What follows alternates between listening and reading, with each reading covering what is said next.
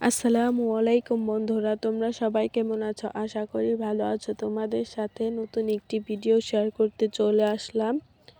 এই তো এখানে আমি দাঁড়া নিয়েছি, দেখো একদম তরতাজা কুচি দাঁড়া নিয়েছি। দাঁড়াগুলো উঠানোর আগেই ভেঙে যায় বাড়ির দাঁড়াই বন্ধুরা। দাঁড়াগুলো এখন আমি কেটে নিব। তো আমার দাঁড়াগুলো কাটা হয়ে গেছে, দেখো তোমরা দেখে হয়তো বুঝতে পারছো দাঁড়া দিয়ে কি রান্না করব। দাঁড়া দিয়ে ইলিশ মাছ রান্না করব, এর সাথে আরও সবজি নেব। এই তো প্রথমে দাঁড়াগুলো কেটে নিলাম, এরপর আলু নিয়েছি, বেগুন নিয়েছি, 3 পদের সবজি নিয়েছি। সবজিগুলো দিয়ে ভালোভাবে আজকে ইলিশ মাছের তরকারি রান্না করব।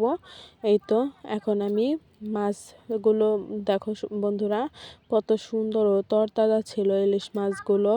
মাছগুলো অনেক তরতাজা বন্ধুরা। মাছগুলো কেটে নিব এখন আমি। এই তো মাছগুলো আমি প্রথমে পানিতে ভিজিয়ে নিয়েছি, এরপর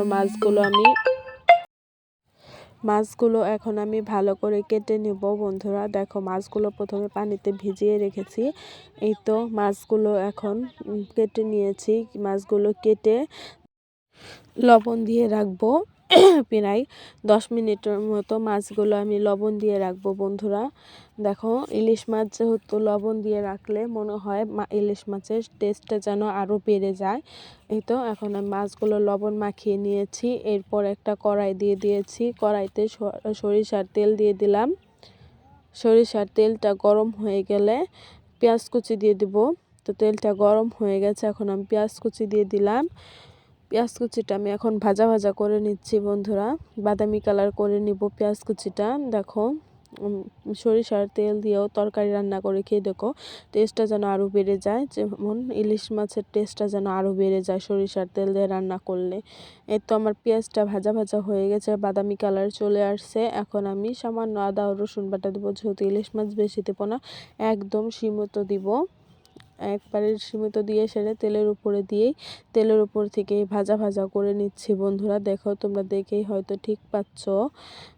তেলের উপর দিয়ে কিছুক্ষণ ভাজলাম, এরপর এখন পানি দিয়ে দিচ্ছি যাতে আর মশলাগুলো দিতে পারি। এই তো এখন আমি পানি দিয়ে দিলাম, পানি দিয়ে সেট করে নিয়েছি। সেট করে নেওয়ার পর কাঁচামরিচ কুচি দিয়ে দিলাম। কাঁচামরিচ কুচি দেওয়া হয়ে গেলে এরপর দিয়ে দেব লবণ, এরপর দিয়ে দেব হলুদের গুঁড়া, এরপর দিয়ে দেব শুকনো মরিচের গুঁড়া, এরপর দিয়ে দেব জিরা গুঁড়া ও সজের গুঁড়া। এই তো সবগুলো দেওয়া হয়ে গেলে এখন ভালোভাবে মিশিয়ে নিব। হলুদটা আমার কড়াইয়ের সাথে লেগে ধরেছে বন্ধুরা, তোমরা দেখে কিছু মাইন্ড করো না।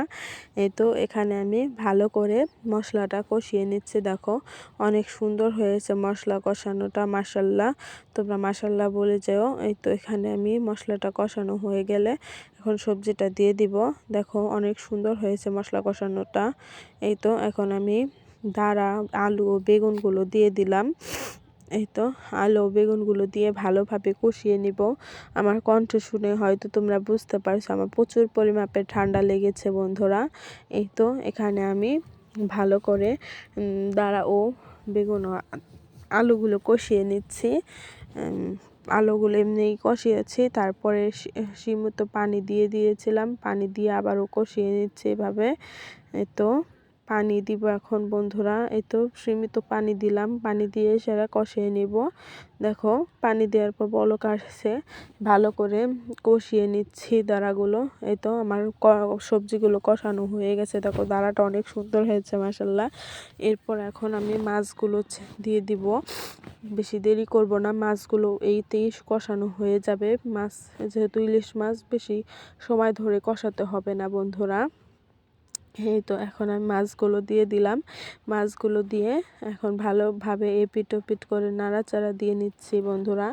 এপিট ওপিট করে নাড়াচাড়া দিয়ে তারপরে মাছগুলোতে পানি দিয়ে দিব। এই তো মাছগুলো ভালোভাবে এখন এপিট ওপিট করে নাড়াচাড়া দিয়ে কষানো হয়ে গেছে প্রায় আমার বন্ধুরা, তোমরা দেখেই বুঝতে পারছো। এরপর আমি ঝোলের পানিটা দিয়ে দিচ্ছি। দেখো এখন আমি ঝোলের পানিটা দিয়ে দিলাম, এরপর বলক আসার অপেক্ষা বন্ধুরা। দেখো মাশাল্লাহ তরকারির কালারটা অনেক সুন্দর হয়েছে, তোমরা দেখেই হয়তো বুঝতে পারছো তরকারির কালারটা কত সুন্দর হয়েছে। এই তো অলরেডি বলক চলে আসছে। বলকটা এসে গেলে এভাবে আমি 15 মিনিটের মতো ফুটিয়ে নিব যাতে মাছটাও সিদ্ধ হয়ে যায়। আর কষানোর সাথে সাথে তো সবজিগুলো সিদ্ধ হয়ে গেছে প্রায় ভাগ, আর অল্প কিছু আছে তাও সিদ্ধ হয়ে যাবে বন্ধুরা। এই তো দেখো ভালোভাবে বলক আসছে, এভাবেই ফুটিয়ে নেব দীর্ঘ সময় নিয়ে। দেখো কত সুন্দর হয়েছে মাশাআল্লাহ, তরকারির কালারটা তোমরা দেখে হয়তো বুঝতে পারছো। এরপর আমি জিরা গুঁড়া দিয়ে নামিয়ে নিচ্ছি বন্ধুরা। এই তো এখানে আমি জিরা গুঁড়া দিয়ে নামিয়ে নিলাম। জিরা গুঁড়া দিয়ে নামিয়ে নিলাম। দেখো কত সুন্দর হয়েছে মাছের কালারটা, মাশাআল্লাহ অনেক সুন্দর হয়েছে। এই তো এখানে আমি মাছের কালারটা সুন্দর হয়ে গেছে বন্ধুরা। আমার ভিডিওটি ভালো লাগলে সাবস্ক্রাইব করে বন্ধু হয়ে পাশে থাকো। সবাই ভালো থাকবে, সুস্থ থাকবে। আল্লাহ হাফেজ, আসসালামু আলাইকুম।